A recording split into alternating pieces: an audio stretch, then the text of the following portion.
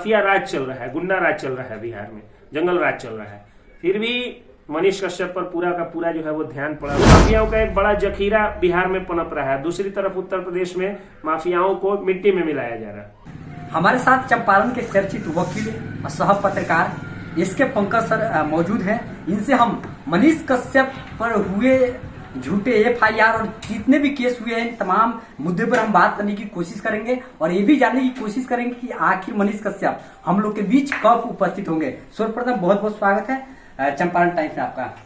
चलिए, बहुत बहुत धन्यवाद और आपका भी बहुत स्वागत है कि आप आज मेरे आवास पर आए हैं एक अच्छे विषय पर बातचीत करने के लिए जी। और हम लोग बातचीत कर रहे हैं जो आप जानते हैं। देखिए, बिहार में अभी जो है वो जंगल राज की स्थिति है, जंगल राज चल भी रहा है बिहार में और ये जो स्थिति है वो बहुत ही भयावह स्थिति है। अभी आपसे मैं बात कर रहा हूँ और देखिए मैंने मोबाइल खोला तो आप पढ़ के सुनाइए कौन सा न्यूज आया, सबसे लेटेस्ट न्यूज जो है वो सुनाइए।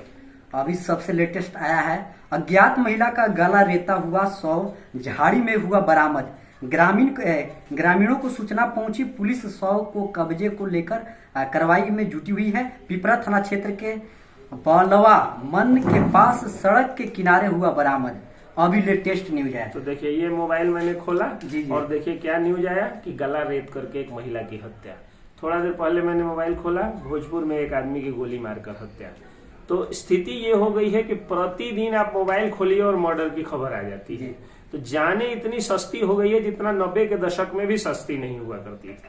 और आज जंगल राज बिल्कुल चल रहा है बिहार में। एक तरफ अपने यहाँ बिहार में जो भूमाफिया, जमीन के दलाल जो है आपके पैरों तले जमीन खींच रहे हैं। आप पूरी जिंदगी की कमाई लगा करके 1 करोड़ रुपया में एक जमीन खरीद लीजिए। फर्जी कागज बना के क्या होगा कि 20-25 गुंडों का एक झुंड पहुंच जाएगा, कहेगा कि इसमें आधा मेरा है। अब क्या होगा कि पंचायती होगी। पहले आप थाना जाइएगा और वो CO के पास जाइएगा, 1-1 लाख रुपया में पहले से वो लोग बिके हुए बैठे हैं।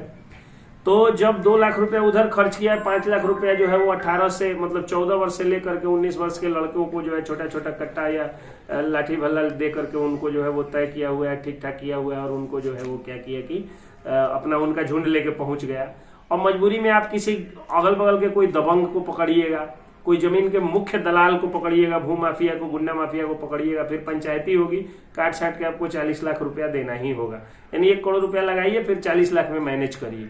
तो भू माफियाओं का एक बड़ा जखीरा बिहार में पनप रहा है, दूसरी तरफ उत्तर प्रदेश में माफियाओं को मिट्टी में मिलाया जा रहा है। एक तरफ हमारे जमीन से मिट्टी खिसक रही है, हमारे पैरों तले मिट्टी खिसक रही है बिहार में, और वो यूपी में जाके देखिए तो माफियाओं को मिट्टी में मिलाया जा रहा है। कुल मिलाकर आप ये कह रहे हैं कि सरकार समर्थन कर रही है ऐसे अपराधी को, ऐसे अपराधियों का समर्थन करे या न करे, लेकिन इतना तो जरूर है कि आज जो अभी चुनाव हो रहे हैं उसमें आप देखिए कितनी तेजी से माफियाओं का बढ़ना सामने आ गया है। मतलब माफिया राज चल रहा है, गुंडा राज चल रहा है बिहार में, जंगल राज चल रहा है।